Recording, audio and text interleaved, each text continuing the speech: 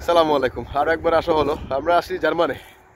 জার্মানে একটা ডাটা সেন্টারে এই আমার একটা ভাই, খুব ক্লোজ একটা বন্ধু ভাই যেটাই বলেন, সে ডিল করতেছে।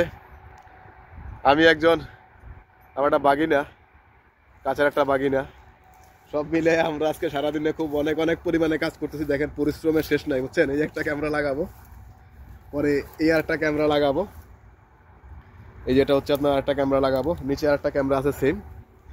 এরকম আমরা অলরেডি সারাদিনের কাজে 5টা ক্যামেরা লাগাই ফেলছি, বুঝতে পারছেন? কোম্পানি তো খুব দরিদ্র মনে হচ্ছে, আপনার বড় কোম্পানি, কিন্তু আমাদেরকে টাকা পয়সা মানে একটু কমই দিবে। তো যা দিবে 5টা ক্যামেরা লাগায় মোটামুটি আমাদের একটা বিগ অ্যামাউন্টই দিবে, যেটা টাকার অঙ্কে মনে হচ্ছে আপনার সখানে ইউরো দিবে এক একজনকে মনে হয়, শিওর না, দেখা যাক। দোয়া করেন সবাই আমাদের জন্য। মূলত হচ্ছে আপনার ক্রোয়েশিয়া থেকে এত পরিমাণে ঝামেলার চাইতে ভাবলাম যে হচ্ছে ইলেকট্রিক কিছু কাজ, ডাটা সেন্টারের কিছু কাজ, নেটওয়ার্কিংয়ের কিছু কাজ, যেহেতু আমাদের মোটামুটি আইডিয়া আছে, যার মানে সেগুলোকে খুঁজে বের করে সেগুলো করে দিয়ে হয়তো লাইফটাকে সার্ভাইভ করা যেতে পারে।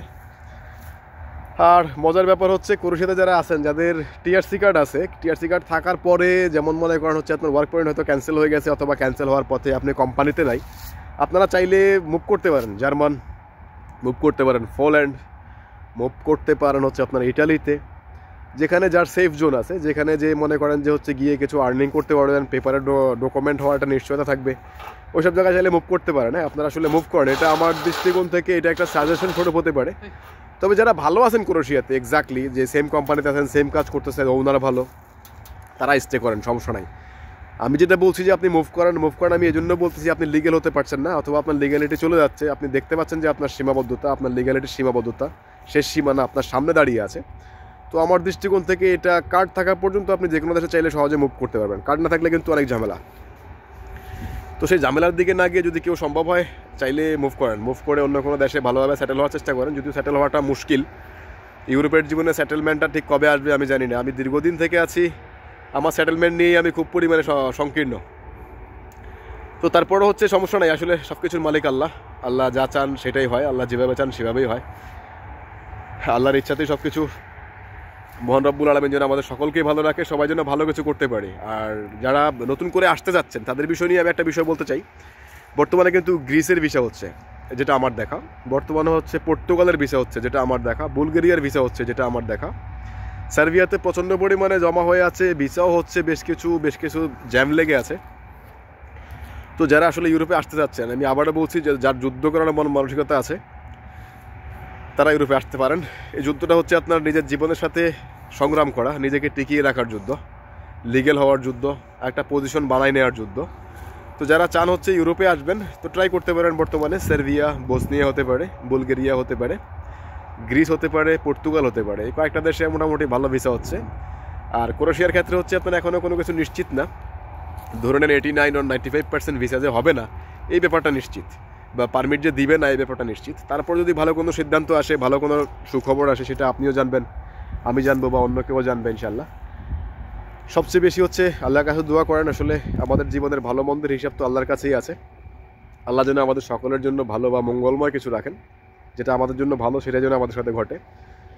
আমরা যেন খুব সহজভাবে আমাদের লক্ষ্য, আমাদের ভালো থাকা, এসব মিলিয়ে যে আমাদের ফাইনাল গন্তব্য সেদিকে পৌঁছতে পারি।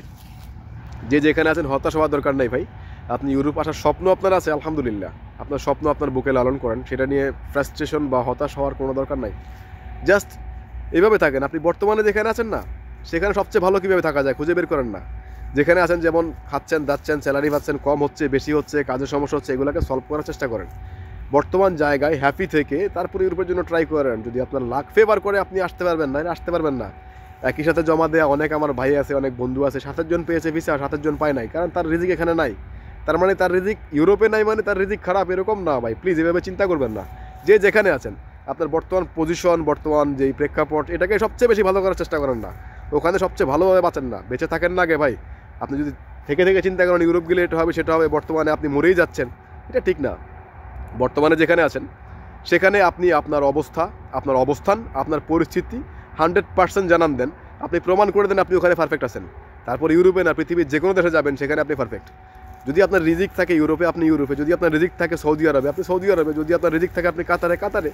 তো আপনি কোথায় আছেন এটা তো বেরি করে না ভাই। আপনি যেখানেই থাকেন ভালো থাকেন, সুস্থ থাকেন, নিজের জন্য নিজের পরিবারের জন্য খেয়াল রাখেন, ভালোভাবে চেষ্টা করেন, যেটা পাওয়ার জন্য চেষ্টা করছেন একটা সময় সেটা পেয়ে যাবেন। Just wait and see, wait for your luck. And আল্লাহর কাছে দোয়া করেন, আপনার পরিবার সবাইকে বলেন দোয়া করতে। যদি পারেন আমার জন্য দোয়া করেন, আপনারা প্রত্যেকের জন্য দোয়া করেন। আমরা সবাই সবার জন্য দোয়া করি, সবাই আমরা ভালো থাকার চেষ্টা করি, সবাই ভালো থাকি। আসসালামু আলাইকুম।